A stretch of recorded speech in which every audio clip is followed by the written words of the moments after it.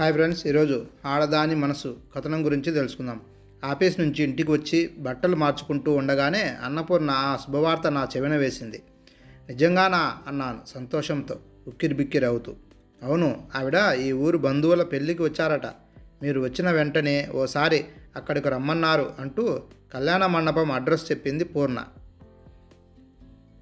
నేను బట్టలు మార్చుకుని వెంటనే చెప్పులేసుకుని బయలుదేరబోయాను. పగలంతా ఆఫీసులో అలసిపోయి వచ్చారు.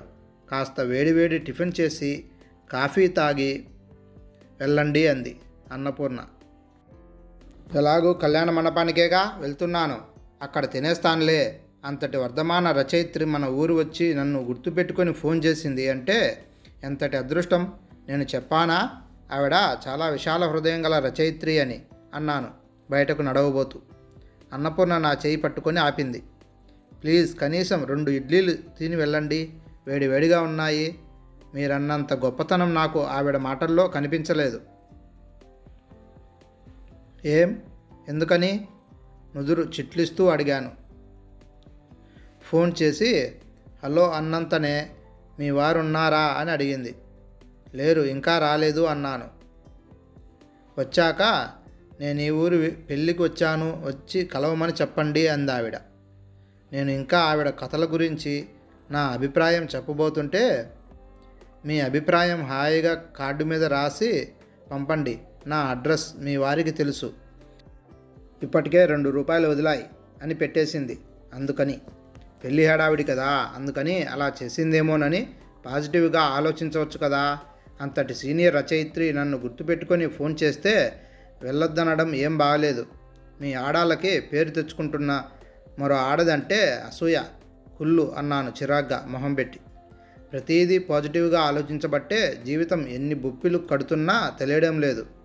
మీరు ఎన్నైనా చెప్పండి, ఏమైనా అనుకోండి, ఆవిడ మీ వంటి మంచి రచయిత్రి కావచ్చు, కానీ పక్కా కమర్షియల్. పైగా ఆవిడ రాసినవి 12 కథలు అని మొన్న కథాపరిచయంలో చెప్పుకుంది. మీవి 6 కథలు పబ్లిష్ అయ్యాయి. అంత మాత్రానికే ఆవిడ సీనియర్ అయిపోతుందా? తను చేసిన టిఫిన్ నేను తినలేదు అన్న ఉక్రోషం పూర్ణ మాటల్లో ప్రతిధ్వనించింది నాకు. మీతో వితండవాదం నాకు అనవసరం. నాకు మంచి చెడు తెలుసు కదా. ఆవిడ తత్వం ఏమిటో చూస్తాను. తేడాగా అనిపిస్తే వెంటనే వచ్చేస్తాను. అన్నట్టు మర్చిపోయాను అంటూ నా రూమ్లో ర్యాక్ నుంచి 5 పుస్తకాలు తీసుకుని బయలుదేరబోయాను. అవి ఎక్కడికి అంది పూర్ణ నా వెనుకగా వచ్చి. ఆవిడ ఈ పుస్తకాలు చదవలేదట పాపం. మొన్న నేను ఫోన్ చేసినప్పుడు అడిగింది. నేను అలాగే చదివేశాను కదా, చదివాక ఇచ్చేస్తుందిలే అన్నాను తేలికగా. పూర్ణ విసురుగా వాటిని లాక్కుంది.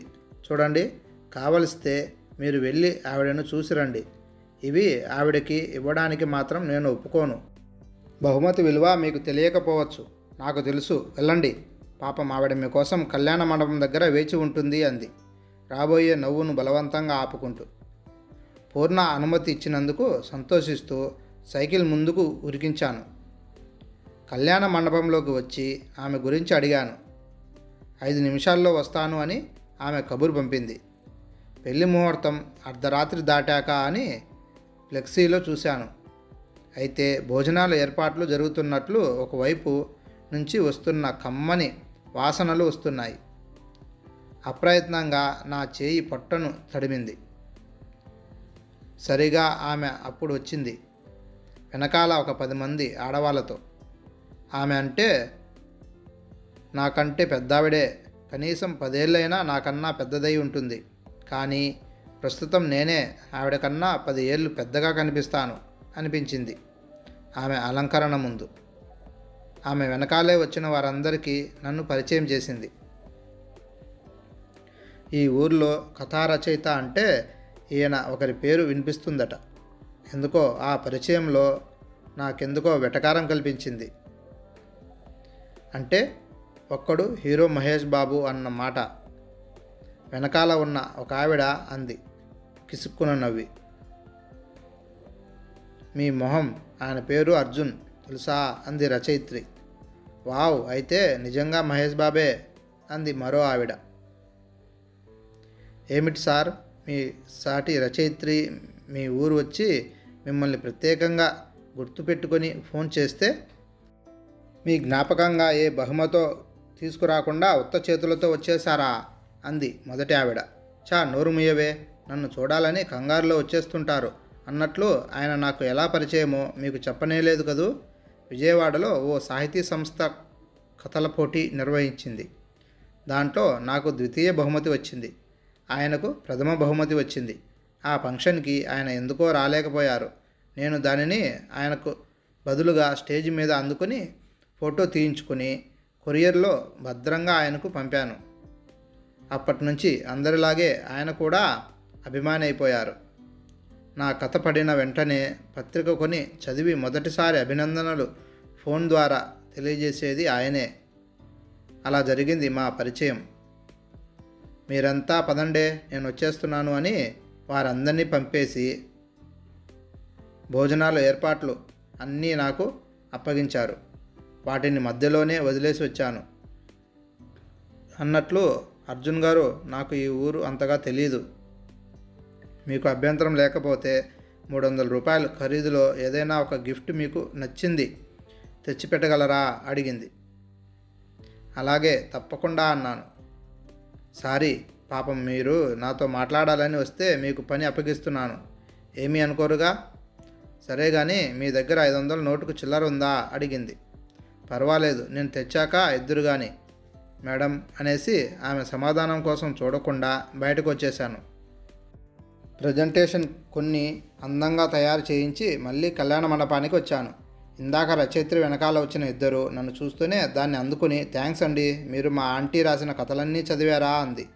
చదివాను. చదివిన వెంటనే ఫోన్ చేసి నా అభిప్రాయం చెబుతాను. ఆవిడ నాకు ఎన్నో సలహాలు సూచనలు ఇస్తూ ఉంటారు. ఆవిడ ఎప్పుడు తనకు తానుగా ఫోన్ చేయలేదు అనుకోండి. నేను అంత పెద్ద రచయితని కాదుగా. నేను చేసినప్పుడు మాత్రం గంటల తరబడి అనుభవాలు అభిప్రాయాలు అలా చెబుతూనే ఉంటారు. మేడం ఏరి అడిగాను.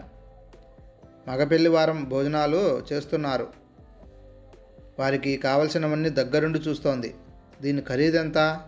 సరిగ్గా 300 రూపాయలు. ఆమెను ఒకసారిగా పిలిస్తే నేను చెప్పేసి వెళ్తాను అన్నాను.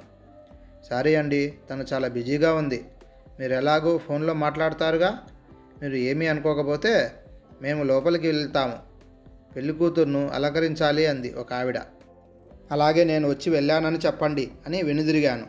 పాపం, భోజనం చేసి వెళ్ళమనవే అంటోంది పక్క ఆవిడ. అంత ఇంపార్టెంట్ క్యారెక్టర్ ఏమీ కాదట, ఆంటీ చెప్పింది. పద పద. మొదట ఆవిడ నొక్కి నెమ్మదిగా మాట్లాడినా నాకు వినపడింది. పాపం, నిజంగా పనిలో ఉండి ఉంటుంది అనుకొని ఇంటి దారి పట్టాను. పూర్ణ అన్న మాటలు మననం చేసుకుంటూ. ఈ మధ్య మళ్ళీ నావి 2 కథలు ప్రచురించబడ్డాయి. ఆవిడవి 2 కథలు వచ్చాయి. పెళ్ళికి వచ్చి వెళ్ళాక ఆవిడ మళ్ళీ ఫోన్ చేయలేదు.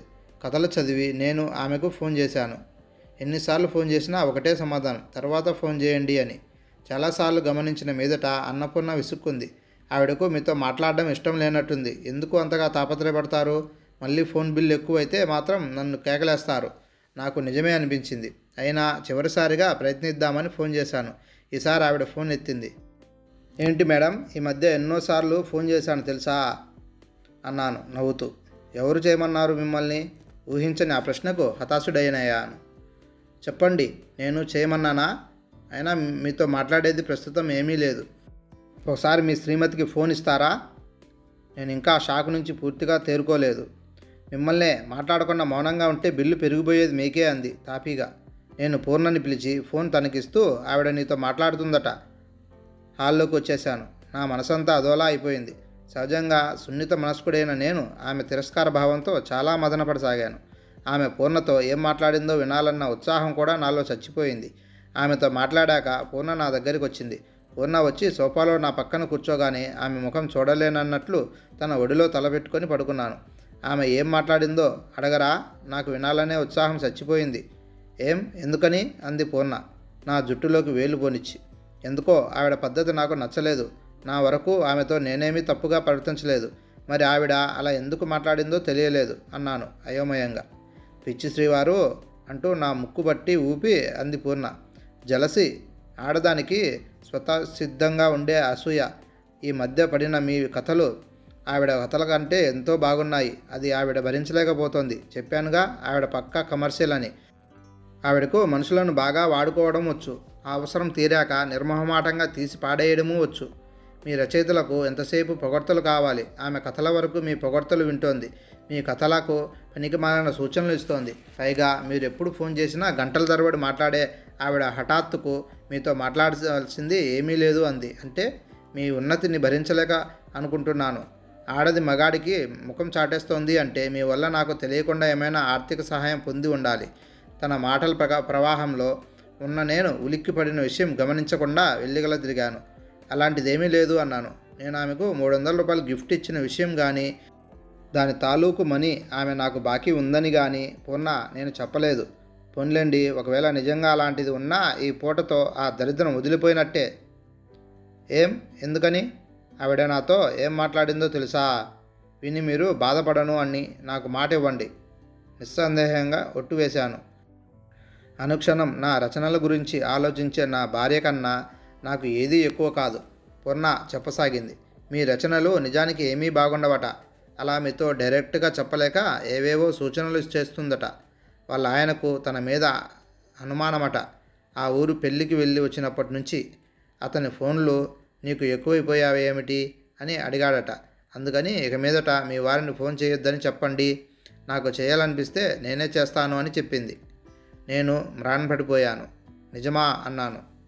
అవునండి, ఆవిడ పక్కా కమర్షియల్ అని మీతో అన్నాను కదా. ఆవిడ మీకు ఇక ఫోన్ చేయదు. ఏ పత్రిక పారితోషికం ఇస్తుందో దానికే కథలు పంపుతుందట. కథలు రాయడానికి అవసరమైన కాగితాలు కూడా కొనడం ఆమెకు ఇష్టం ఉండదట. ఆమె భర్త ఆఫీస్ నుంచి తెస్తాడట. అందుకే నేను మొదటే చెప్పాను, ఆవిడ కథలు కబుర్లు మాత్రమే సమాజాన్ని ఉద్ధరించేలా ఉంటాయి తప్ప చేతలు కాదు. ఆ పైన మీ ఇష్టం. నా కళ్ళు తెరిపించావు పూర్ణ. థ్యాంక్స్. నాకు తెలియక ఎండమావల వెంట పరిగెత్తాను. ఆవిడిచ్చిన సూచనలు సలహాల కన్నా నీ సూచనలు సలహాలే బాగున్నాయి. నువ్వు నాకు సహాయం చేయాలి అన్నాను లేచి ఆమె పక్కన కూర్చొని, తన చేతిని నా చేతుల్లోకి తీసుకుంటూ. చెప్పండి. పెరటి చెట్టు వైద్యానికి పనికిరాదు అన్న నా మూర్ఖపు ఆలోచనను తొలగించావు. ఇక నుంచి నేను ఏది రాసినా నువ్వే దాన్ని చదివి చెప్పాలి. మంచి సూచనలు చేయాలి. ఏ భార్యకైనా రచయిత అయిన తన భర్తకు మంచి పేరు రావాలని కోరుకుంటుందని సద్విమర్శ చేసే భార్య కన్నా మంచిని కోరే వ్యక్తి ఎవరుండరు అని నాకు అర్థమైంది. నువ్వు ఆ దిశగా నా రచన వ్యాసంగానికి మీ సహకారం అందిస్తే నేను త్వరలోనే మరింత ఉన్నత స్థాయికి ఎదిగే ప్రయత్నం చేస్తాను. సరేనా? మీకు పేరు వస్తే నాకంటే సంతోషించేవారు ఎవరు ఉండరు.